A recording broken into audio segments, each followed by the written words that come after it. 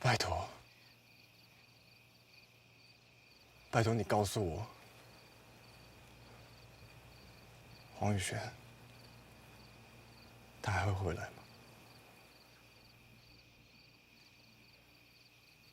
还是我到底该怎么做，我才能再见到他？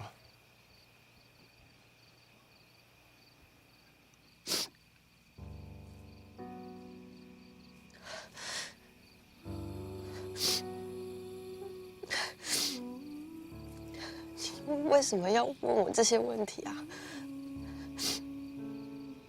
你不是知道，不管是穿越时空，还是那些关于黄宇轩跟王全胜的梦境，全部都是我编的。为什么你还要问我，你要怎样才能见到他啊？你还不明白吗？黄宇轩这个人，从来都没有存在过，一直以来都只有我陈玉如一个人而已。这都是我做的梦，一个我幻想我喜欢的人，刚好也喜欢上我的梦。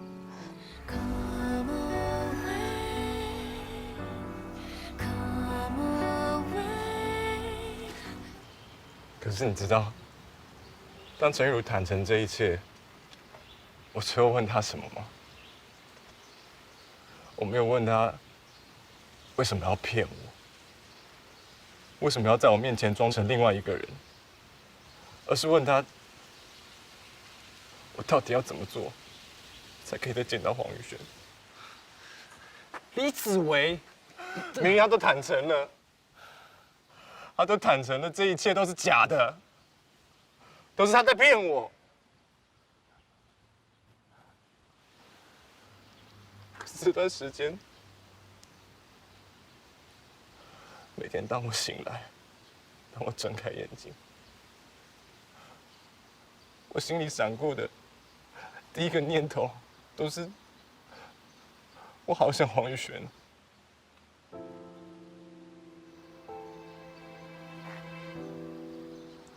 你不觉得我这样很白痴吗？